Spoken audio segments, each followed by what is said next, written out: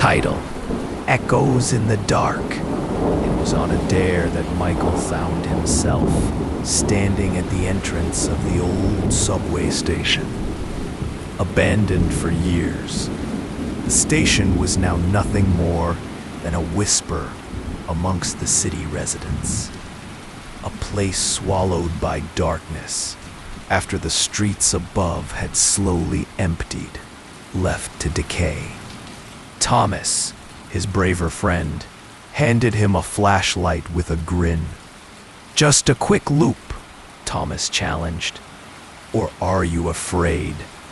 With a deep breath, Michael stepped into the station, the stale air greeting him like a cold slap. The beam from his flashlight flickered along the graffiti-stained walls, revealing layers of the city's forgotten history. As he ventured deeper, the silence grew heavier. Each step echoed off the unseen walls, and the darkness seemed to press in from all sides. He reassured himself, just a power outage, nothing more. Turning a corner, Michael found himself at the platform. The tracks were buried under rubble and refuse, rust evident on what little metal protruded.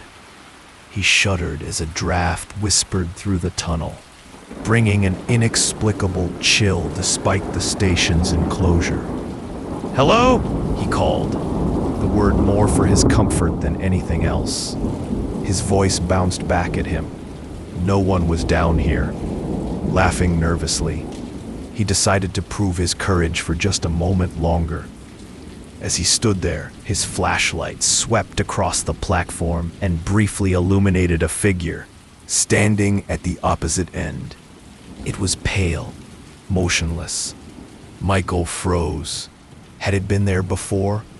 Heart pounding, he shone the light back to the spot, but nothing was there. He blinked, convincing himself it was his imagination.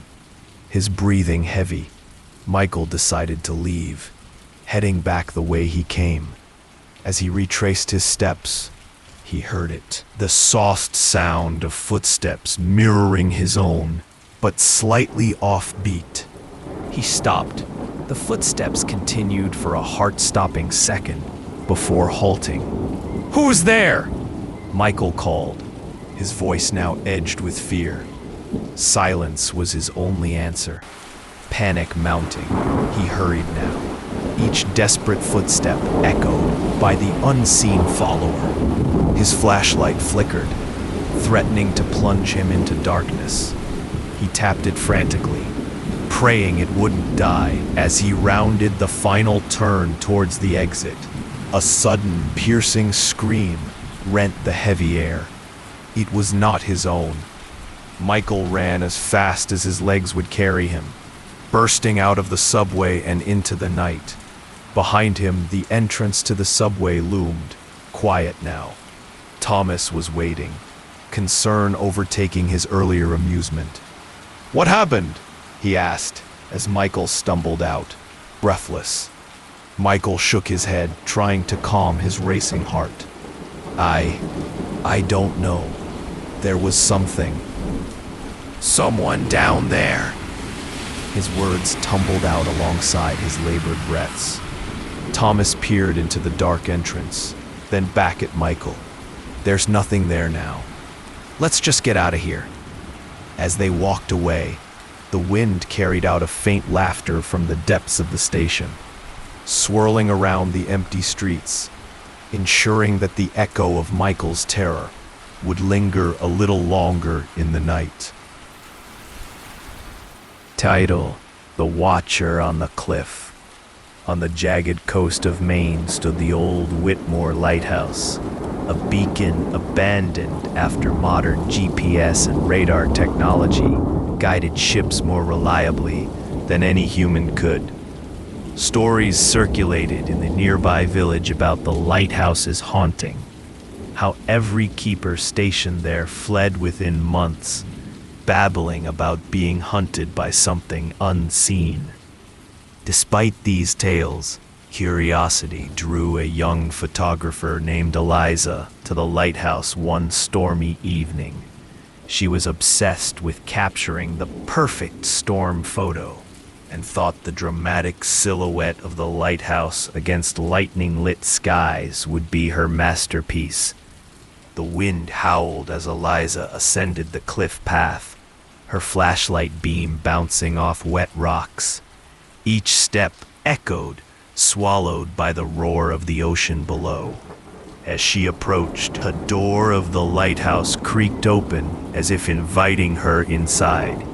With a deep breath, Eliza entered. The air was damp and heavy, reeking of mold and salt. She set up her camera, pointing it out the broken window towards the turbulent sea. Just as she snapped a few shots, a loud thump echoed from above. Heart pounding, she called out, "Hello? Is anyone there?" Silence followed. Deciding it was just the storm, she continued her work until she felt a chilling breeze and the unmistakable sensation of being watched. Whipping around, Eliza saw nothing but the empty, decaying room and the flickering beam of her dying flashlight. Panicking, she hurried to the spiral staircase, intending to check the source of the thump and then leave. Each step groaned under her weight, and the storm seemed to crescendo as she neared the top. At the landing, the door to the lantern room was ominously ajar. Eliza pushed it open and gasped. The room was circular with windows on all sides, offering a 360-degree view of the raging sea. But it wasn't the sea that caught her eye. It was the figure of a man, translucent and staring out at the water, his face twisted in sorrow and fear. You can see me?" the ghostly figure whispered, turning towards her. Eliza nodded, too scared to speak. "They never stop coming for me," the figure murmured, looking back towards the sea. "Night after night they hunt me, relentless and hungry." "Who are they?" Eliza managed to ask. Before he could answer, a low growl echoed up the staircase, and shadows flitted across the walls, circling them.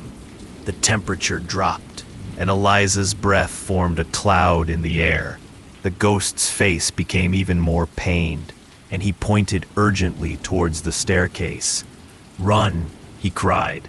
Without thinking, Eliza bolted down the stairs, the growls intensifying with every step. She stumbled and scrambled back to her feet, not daring to look back. Bursting through the lighthouse door, she sprinted along the cliff path, the growls receding with distance until they were swallowed by the storm. Panting and soaked through, Eliza reached her car, threw herself inside, and locked the doors. As she drove away, she glanced back at the lighthouse, its outline barely visible against the stormy sky. She could have sworn she saw someone, or something, watching her from the lantern room, waiting for its next visitor to hunt. Title: Whispers in the Cornfield. Noah's GPS lost signal as soon as he turned off the main road. Tall, unkempt cornstalks lined the dusty path, reaching out as if they wanted to pull him into their depths. He was sure the old farmhouse he'd rented was around here somewhere, hidden away in this abandoned slice of farmland. With twilight deepening, the air grew thick with a chilling mist. Finally, he spotted the silhouette of the farmhouse against the fading light. It was more decrepit than the photos had suggested, its wooden siding gnarled and windows dark like hollow eyes. Noah parked his car and grabbed his flashlight. As he made his way to the front door, the rustle of the corn seemed to follow him, a soft, whispering laugh carried on the wind. He shivered, dismissing it as his nerves. Once inside, he found the house cold, the air stale with the scent of decay. He tried the lights. Nothing. The power was out, deciding to investigate the house to ensure he was alone. Noah's flashlight beam danced across the peeling wallpaper and abandoned furniture. Each room felt like stepping further into a forgotten world. When he reached the kitchen, his light caught on something. A crude drawing of a family, but each figure was crossed out in red, the eyes hollow and dark, much like the house itself. A sudden sound from upstairs snapped Noah's attention. It was a thud, like something heavy being dropped. Heart racing, he called out, "Hello? Is someone there?" No response, just the whisper of the wind through broken windows. Steeling himself, he climbed the staircase, each step creaking under his weight, as if protesting his presence. At the top of the stairs, the hallway stretched into murky darkness. The thuds continued, slow and deliberate, leading him to a door ajar at the far end. The air grew inexplicably colder as Noah approached. He pushed the door open, and the room beyond was empty, except for the window banging against its frame in the wind. That's when the whispers started again, clearer now, right in his ear, as if spoken by someone standing next to him. "Leave. Go now." Panicked, Noah turned to run, but stopped dead in his tracks. The cornfield outside was moving violently, as though something or someone was rushing towards the house. The corn parted, and a shadow emerged, tall and humanoid, but with limbs too long, its movements jerky and unnatural. Noah bolted, thundering down the stairs, the whispers chasing him, growing into urgent, screamed warnings. He burst through the front door, the cold night air slamming into his lungs as he sprinted towards his car. He didn't look back as he fumbled with the keys, the sound of the corn thrashing growing louder, closer. With a roar, the car came to life, and Noah slammed on the gas, tires screeching as he tore down the path. He didn't stop until the farmhouse was nothing more than a speck in his rearview mirror, the whispers finally silenced by the roar of the engine. He never found out what hunted him in the depths of that abandoned farm. But sometimes, when the wind blows just right, he swears he can still hear those whispers, calling him back to that forsaken place. Title: Echoes of Ward 6. In the remote outskirts of Ashfield lay the ruins of Riverview Asylum, its crumbling walls shrouded in ivy, hiding secrets of a dreadful past. The local legends spoke of the abandoned asylum's haunting, particularly about Ward 6, where the most disturbed patients were kept. No one dared venture near until Jeremy and Lisa, intrigued by the ghost stories, decided to explore one crisp autumn evening. As they approached the foreboding iron gate, the whispers of the past seemed to rustle through the dried leaves, warning them to stay away. Lisa clutched Jeremy's arm, her voice barely a whisper. "Do you hear that? It's like someone's crying." "It's just the wind," Jeremy replied, though his voice betrayed a hint of doubt. With a creak that pierced the eerie silence, the gate swung open, as if inviting them into its desolate embrace. The main building loomed before them, its windows like dark, unblinking eyes. Every step inside echoed through the vast hallways, amplifying the sheer emptiness.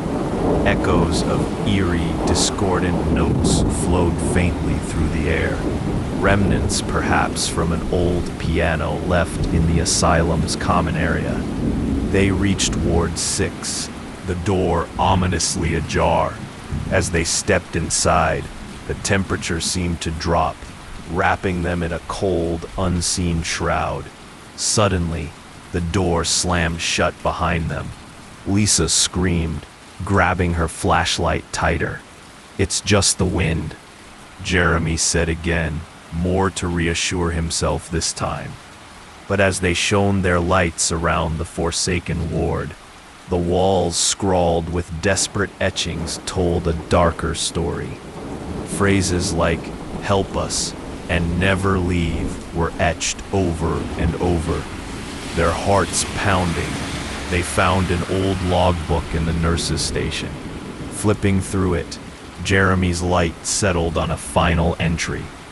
"Patient 067, do not release. Aggressive, delusional, believes he can control the dead." The air grew icy cold.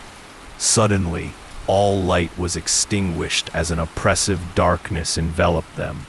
A sinister whisper floated through the darkness. "Join us." The disembodied voices of tormented souls began to fill the room, growing in intensity. In a panic, they groped around in the pitch black, trying to find the door. The invisible eyes of past inmates watching, waiting. Lisa's flashlight flickered back to life, revealing a shadowy figure standing in the corridor. The figure's voice was a raspy whisper. "Nowhere to go. You are one of us now." Heart racing, Jeremy snatched the flashlight, hurling it at the figure. It passed right through, shattering against the wall. In that brief illumination, they saw the open door and sprinted for it. Once outside, they didn't stop running until they reached the car, gasping for breath, unable to speak. As they drove away, Jeremy glanced in the rearview mirror. For a moment, he saw a fleeting image of figures standing at the windows of Ward 6, watching as their sanctuary of secrets faded back into the shadows of the night. Their chilling encounter at Riverview Asylum was over, but the echo of its haunted history would never leave their minds. Title: Echoes in the Dark. In the small village of Dunwich, local legend told of an ancient underground cave system called the Serpent's Hollow.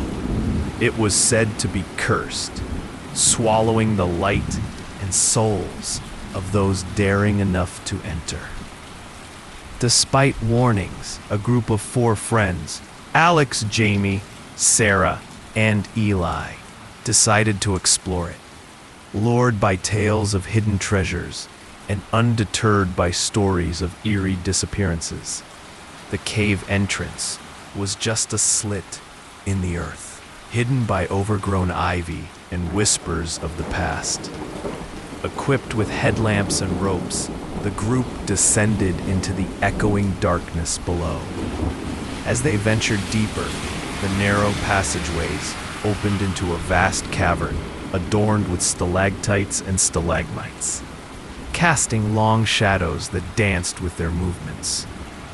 "It's like another world down here," Sarah whispered, her voice bouncing off the walls. "Yeah, one that doesn't favor the living," Eli replied, his eyes scanning the shadows. They found ancient markings etched into the walls, symbols that none of them could understand but felt compelled to follow. Led by the mysterious glyphs, they soon reached a smaller chamber. In the center, an old wooden chest promised the treasures they sought. But as Alex moved to open it, Jamie held him back. "Wait," Jamie said, his voice tense. "Do you hear that?" Silence, then a low, dragging sound echoed through the passages. It was getting closer. "We need to hide," Eli hissed, pointing to a nearby alcove. The friends squeezed into the small space, their breaths shallow, hearts pounding against the cold stone. The dragging sound grew louder, nearer, accompanied by a guttural breathing that chilled their spines. Peering out, they saw nothing, yet the sounds continued to circle the chamber. And then, silence. It's gone, Alex breathed out. But just as they began to emerge from their hiding spot, Jamie screamed. A shadowy figure had grabbed him, pulling him into the darkness. His cry cut short, leaving a haunting silence. Panicked, Sarah turned to run, but Eli grabbed her. "We need to stick together," he said, but trust was shattered when she saw the greed in his eyes, fixated on the chest they had left behind. "No, Eli. We need to find Jamie," she pleaded. "He made his choice," Eli snapped, his voice cold and unfamiliar. Sarah's heart raced as she realized the truth. Eli didn't care about their friend. He only wanted the treasure, willing to sacrifice anything or anyone. With a heavy heart, she pushed him away and ran back into the maze of tunnels, calling for Jamie. With each step, the eerie echoes of her own voice and the unknown dragging sound pursued her. Lost, terrified, and alone, she finally understood the curse of the Serpent's Hollow wasn't just about getting lost in the dark. It was about losing yourself and those you loved to darkness of another kind. Sarah never found Jamie, nor did she make it back to the surface. Instead, she joined the echoes in the dark, another soul swallowed by the cursed caverns. Above ground, Eli returned alone, his eyes haunted, forever silenced by the broken trust and the horrors that thrive in the depths of Serpent's Hollow.